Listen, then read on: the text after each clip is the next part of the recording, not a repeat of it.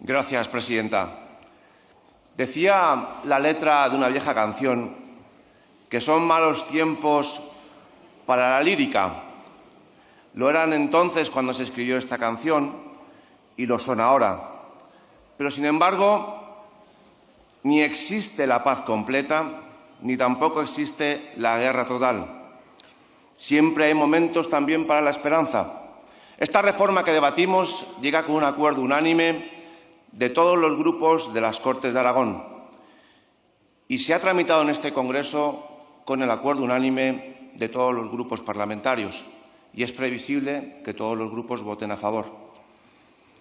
Habrá argumentos distintos, seguro, pero al final el resultado será el mismo. Nuestros argumentos son los siguientes.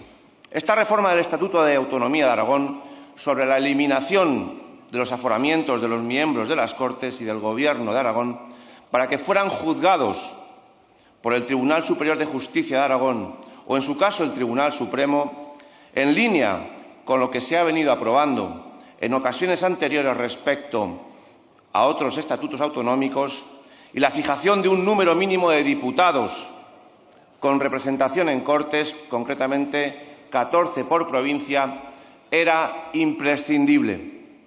En cuanto a la primera cuestión, era imprescindible por cuanto tenemos un ejemplo claro de cómo la prerrogativa de aforamiento se había convertido en un privilegio inadmisible y en una distorsión jurídica y política, que a su vez había derivado en una degeneración democrática. Me refiero a los que ha venido ocurriendo con el Gobierno de Cataluña desde el año 2014.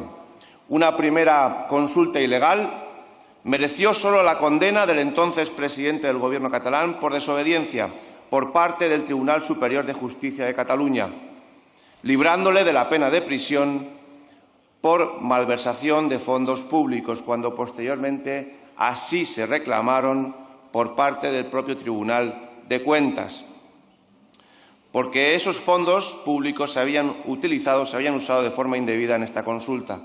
Es decir, hubo un trato privilegiado al entonces presidente del Gobierno catalán. Después, en el llamado juicio del Procés, nos encontramos con unos acusados finalmente condenados por el Tribunal Supremo que reclamaron por activa y por pasiva la competencia del Tribunal Superior de Cataluña, pensando que allí encontrarían un trato igualmente privilegiado por sus conductas delictivas. Y, finalmente, esa sensación de impunidad que genera en la población el hecho de que haya políticos privilegiados que, por su condición, sean juzgados por tribunales especiales. Esto no puede servir de parapeto nunca a los políticos para proteger sus conductas que serían impensables en una democracia moderna. La exposición de motivos de esta propuesta de reforma acierta cuando expresa que el aforamiento es una figura jurídica percibida por la mayoría de la sociedad como anacrónica, propia de épocas pasadas, que hoy en día encaja difícilmente con el artículo 14 de la Constitución española, que consagra el principio de igualdad de la ciudadanía ante la ley.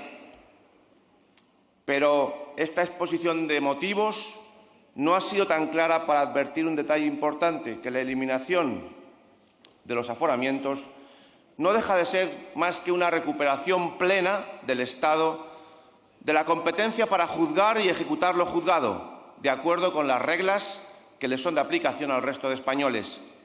Con esta reforma, por tanto, se devuelve plenamente al Poder Judicial como poder del Estado su competencia plena para juzgar y ejecutar lo juzgado. Y esto es lo que Vox viene manifestando desde su fundación.